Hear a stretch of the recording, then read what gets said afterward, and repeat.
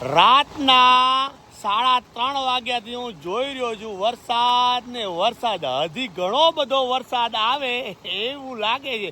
આખા દિયોદર બનાસકાંઠાના ચિત્ર તમને હું બતાવવાની કોશિશ કરું છું કે કેવો છે અહીંયા વરસાદ.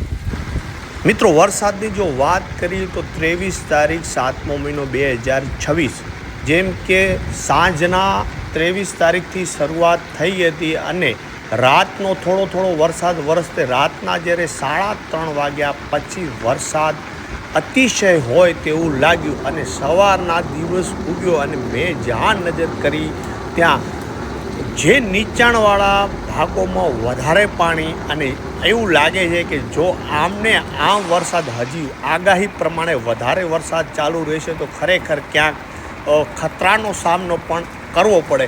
અત્યાર સુધી જ્યાં સુધી મને ખબર છે આખા 50-100 કિલોમીટરના દિયોદરની આજુબાજુ અને રાજસ્થાનમાં બરાબર અને કચ્છમાંથી પણ સમાચાર મળ્યા કે વરસાદની શરૂઆત સારી થઈ ગઈ છે. એટલે વરસાદ એટલો બધો અત્યારે સવારના 2 કલાક મેં જોયું તો એને એવું એમ લાગે આપણને કે વરસાદ આવો ને આવો વરસશે તો ક્યાં ને ક્યાંય કોઈનો સહારો લેવાની જરૂર પડશે. એટલે ક્યાં ને ક્યાંય ખરેખર અંબાલાલ કાકા જે અને આખી જે વરસાદની આગાહી હતી એ પ્રત્યક્ષ જોવા મળી રહી છે. ને હવે એવું લાગે છે કે ખેડૂતોના ચહેરા ઉપર ખુશાલી જોવા મળશે અને આ લીલીછમ ધરતી જ્યારે લીલી ચૂંદડી ઓઢી અને લહેરાતી હશે ત્યારે દરેકના ચહેરા ઉપર ખુશાલી જોવા મળે એવું આજે ખરેખર 4/24 સવારના 7:30 વાગ્યા છે. અને જ્યાં ફોન કરીએ ત્યાં કે ભાઈ સારો વરસાદ છે એટલે ભગવાન વડવાળા મુરલીધર અને દરેકને સારો વરસાદ થાય એવી ખુશાલીના ચહેરાને જે જોવા મળ્યા.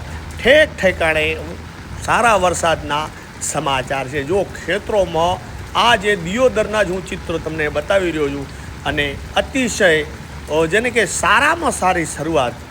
હજી વરસાદની જરૂર તો છે જ પણ અત્યારે અતિશય વરસાદ આવે તો પણ પાણીના ધોવાણથી ખેતરોમાં નુકસાન પણ થઈ શકે છે.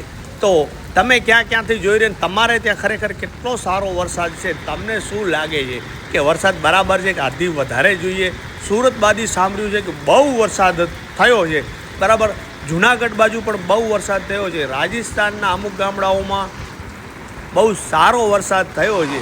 તો આવી રીતે આ છે કંઈક દિયોદરના વરસાદના ચિત્રો જે મેં દિવસ ઉગી અને તરત લગભગ 6:30 વાગ્યાથી બતાવેલો આ વિડીયો બનાવેલો છે. એટલે સરેરાશ વરસાદ સારાથી વધારે એક પ્લસ કહી શકીએ તો કહેવાય. તો આ છે કે આવી રીતના બનાસકાંઠા દિયોદરના વરસાદના ચિત્રો. આગળ હજી શું છે બતાવું તમને. જો આ વરસાદ થોડી વાર પહેલાં મેં શરૂઆત કરીને તો ઓછો હતો અને અત્યારે આખા ખેતરમાં પાણી અને હજી તો વરસાદ ચાલુ છે. આગળની અપડેટ તમને બતાવીશ.